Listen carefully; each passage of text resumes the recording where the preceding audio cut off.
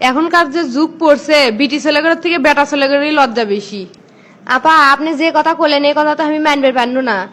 পুরুষের আবার লজ্জা কোনটি, ওরা তো বেশরম বেলাজ। ঠিক আছে, এই কথাটা আমি প্রমাণ দিচ্ছি। তার আগে কোন আপনি কি করেন? আমি একটা প্রাইমারি স্কুলের ম্যাডাম, শিক্ষকতা করি। তো আপনাদের স্কুলত কয়জন ম্যাডাম আর কয়জন স্যার আছে?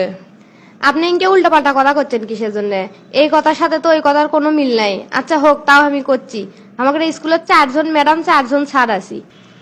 তা আপনাদের স্কুলের যে 4 জন স্যার আছে, এই 4 জনের স্যারের কি পেট বা পিঠ কোনোদিন দেখতে পারছেন? সি সি, এগুলো কি কথা করছেন? সারা করে পেট পিট দেখবো কেমন করে?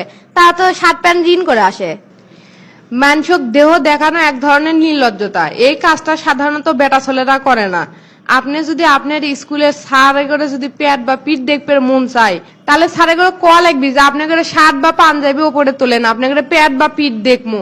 তখন স্যার মনে মনে ভাববি যে আপনি নিঘাত পাগল হয়ে গেছেন। আর মেয়ে করে পেট বা পিঠ কত অ্যাঙ্গেলে কত দিক দিয়ে ছেলে মানুষেরা দেখছে তার ঠিক নাই। আপনি একবারে মিছে কথা কননি, কিন্তু তাই বলে ইঙ্গে করে কবেন? শরম লজ্জা সব মাথা খেয়ে। আপনি যে বুঝিচ্ছেন না, ওই জন্য আপনার চোখে আঙুল দিয়ে বুঝে দিন। বেটা ছেলেরা পেট বা পিঠ বার করা পোশাক পরে বাইরে কিংবা অফিস আদালতে যায় না, এটা তাগরে একটা স্বাভাবিক লজ্জা। এই লজ্জা থাকা উচিত আসলো বিটি ছেলে করে। অথচ বিটি ছেলেরা ক্যাঙ্কা করে গলা আর একটু বড় করে কাঁধ বা বুকের উপরে অংশ বের করা যাবে সেই চেষ্টা করে, ক্যাঙ্কা করে জামার হাতার উপরে অংশ কেটে মাসেল দেখানো যাবে সেই চেষ্টা করে। লজ্জাহীনতা বিটি ছেলেগুলোর মধ্যে এমন ভাবে ঢুকে গেছে যে বিষয়টা তারা লজ্জার বিষয় বলে মনেই করে না।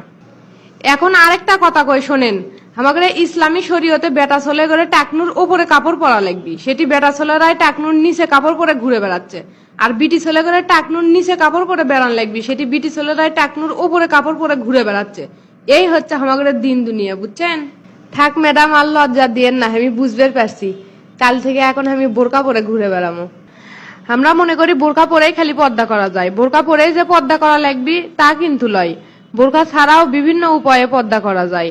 যেমন আপনি কোনো কাপড় বানালেন, সেই কাপড়টা বড় সড়ো করে বানালেন যাতে আপনার শরীর না দেখা যায়, বাহিরের কোনো লোক যাতে আপনার শরীর না দেখতে পারে।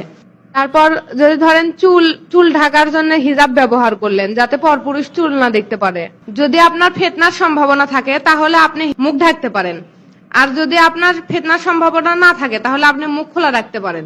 আপনার যদি মেয়ে বাচ্চা থাকে তাহলে তাকে ছোট থেকেই পর্দার বিষয়ে জ্ঞান, পর্দার বিষয়ে ধারণা, পর্দার বিষয়ে বুঝাবেন তাকে, যাতে সে বড় হয়ে পর্দা থেকে দূরে না থাকে। আপনার শেষের কথাটা আমার খুব ভালো লাগলো। আজ থেকে আমার বিটিকে আমি পর্দা শিখাবো।